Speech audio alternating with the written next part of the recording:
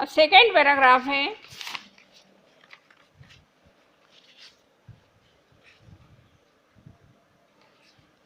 मैं छोटा था, वह बड़े थे।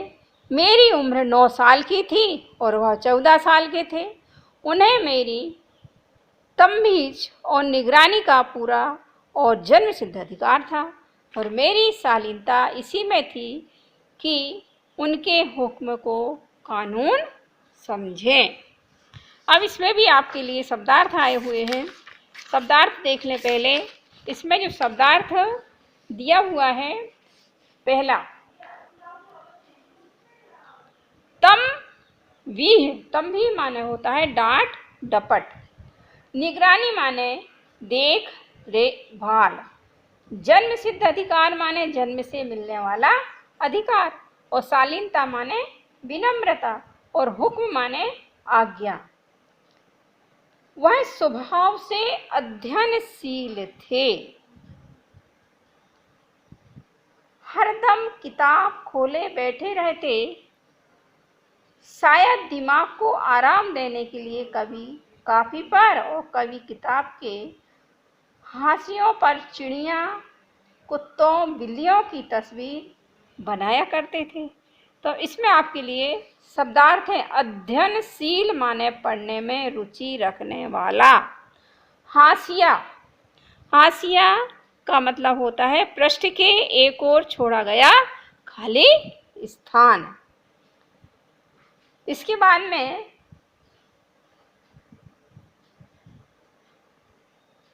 अगला जो शब्दार्थ आपके लिए है,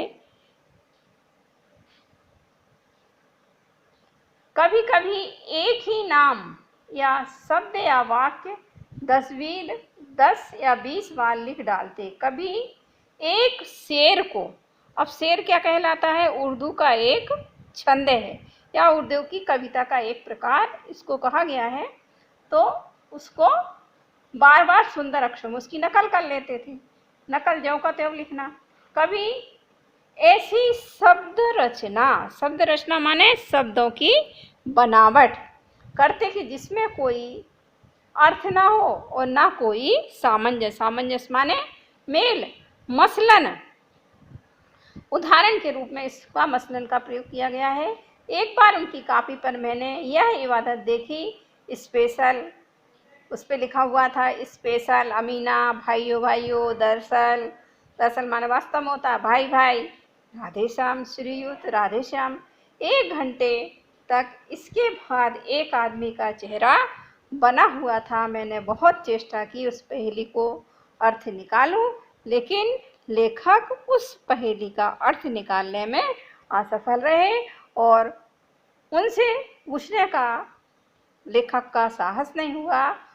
जब लेखक 9वीं कक्षा में थे, जब उनके बड़े भाई साहब, लेखक नहीं, उनके बड़े भाई साहब 9वीं कक्षा में थे और लेखक 5वीं कक्षा में थे, तो उनकी रचनाओं को समझना मेरे लिए छोटा मोह बड़ी बात के समान थी। छोटा मोह बड़ी बात मुहावरा है, मतलब शक्ति से अधिक कहना।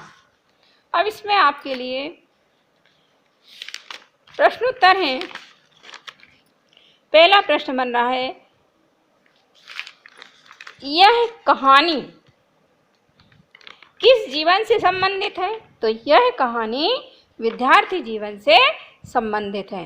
दोनों कहानी तथा कहानीकार का नाम लिखो। तो कहानी का नाम क्या है? बड़े भाई साहब।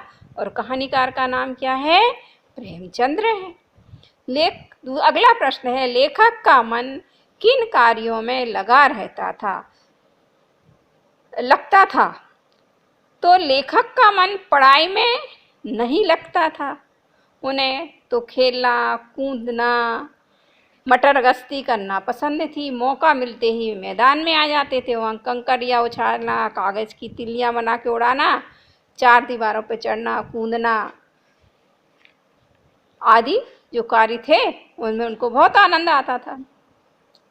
तीसरा प्रश्न है, लेखक को देखते ही भाई साहब क्रोधित क्यों हो जाते थे? तो इसका उत्तर है, लेखक खेलने के बाद जब हॉस्टल खेलने के बाद हॉस्टल आता तो बड़े भाई साहब को क्रोध आ जाता था। वो नहीं चाहते थे कि छोटा भाई हर समय खेल कूद में लगा रहे। अगला प्रश्न है, लेखक बड़े भाई के सामने मौन क्यों रह जाते थे?